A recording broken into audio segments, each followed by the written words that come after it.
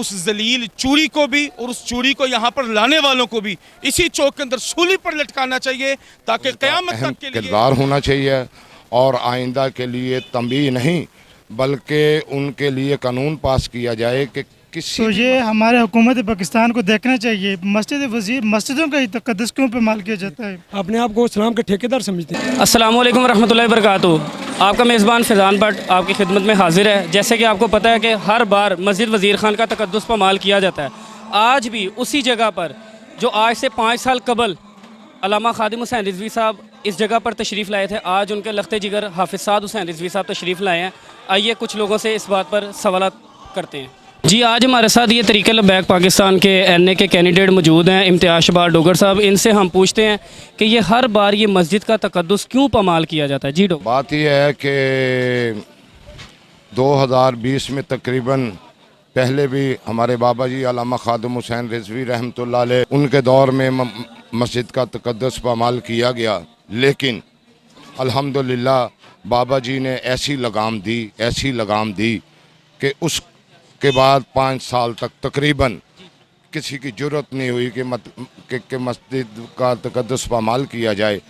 لیکن اب امیر محترم سعد حسین رضوی آپ کی کال پر تمام پاکستان کے کارکنان مسجد کے تقدس کے لیے یہاں پر حاضر ہیں, اور ہم تمام اداروں کو تمام محکموں کو یہ کہنا چاہتے ہیں کہ مسجد کے تقدس کو پامال کرنے کی اجازت کسی صورت نہیں دی جائے گی.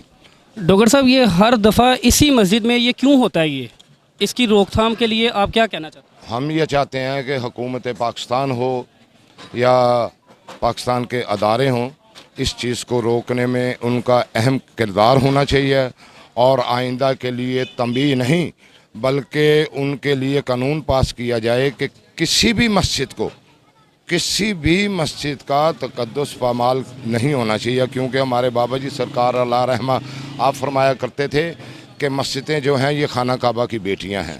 تو ایسے لوگ اگر مسجد کے تقدس کو پامال کریں گے تو پھر کیا ہوگا, یہ سب کو پتہ ہے.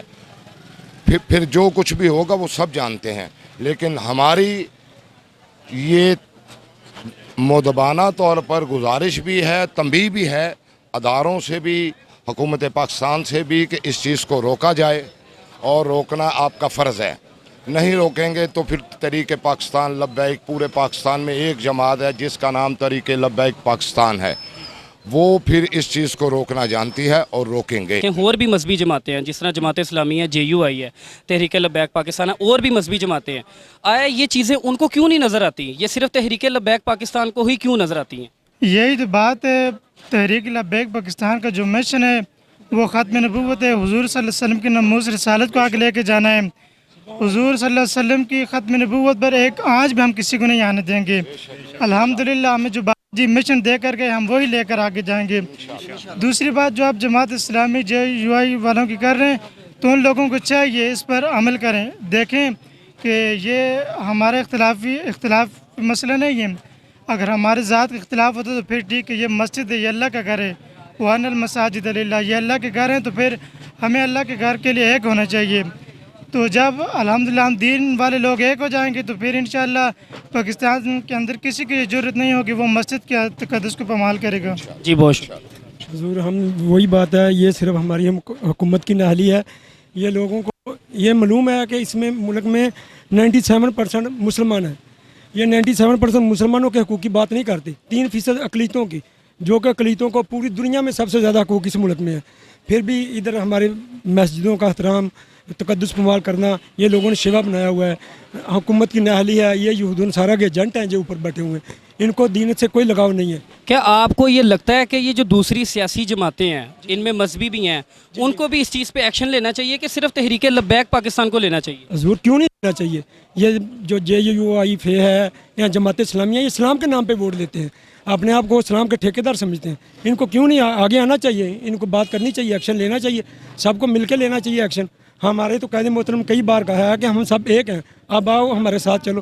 کوئی نہیں آتا وہ اس کی مرضی, ہمارا تو مقصد ہی دین کی تحفظ کے لیے ہماری جماعت ہے. جی انشاءاللہ الحمدللہ ہر جگہ آپ نے لبیک کو مضبوط پایا. جی, السلام علیکم. وعلیکم السلام ورحمۃ اللہ تعالیٰ وبرکاتہ. حضور کیسے ہیں؟ الحمدللہ بخیر عافیت.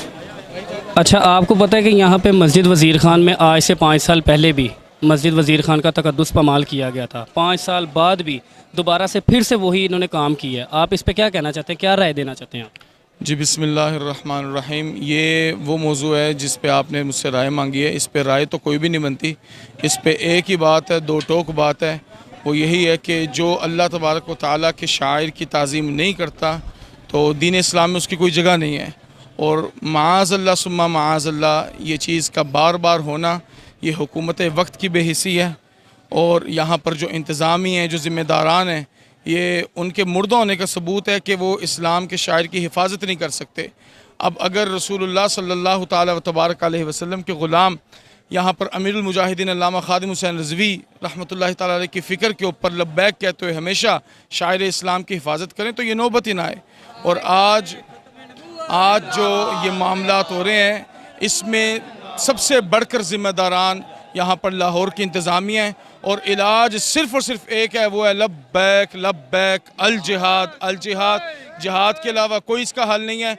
जिसने गुस्ताखी की, जिसने शायर इस्लाम की तौहीन की, उस जलील चूड़ी को भी, उस चूड़ी को यहाँ पर लाने वालों को भी इसी चौक के अंदर सूली पर लटकाना चाहिए ताकि क़यामत तक के लिए तमाम लोगों को ये ऐलान हो जाए कि शायर इस्लाम हमारे लिए सबसे अहम है। और जो इनकी तौहीन करेगा तो फिर उसकी एक ही सज़ा है कि मन सब्बा नबिय्यन जैसे वो मशहूर शेर है कि किस शेर की आमद है कि रन कांप रहा है, रन एक तरफ चरखे कोहन कांप रहा है। तो अरबी में कहते हैं अल वलदु सिर्रुन लि अबी। अगर अब्बा खादिम हुसैन रिज़वी आए तो 5 साल तक इस्लाम के शायर का तहफ़्फ़ुज़ हो जाए तो फिर साद हुसैन रिज़वी के ऐलान के बाद FIR कटना बनती हैं। और अब साद रिज़वी आ गया तो इंशाल्लाह अब इन गुस्ताखों की गर्दनें भी कटेंगी इंशाल्लाह।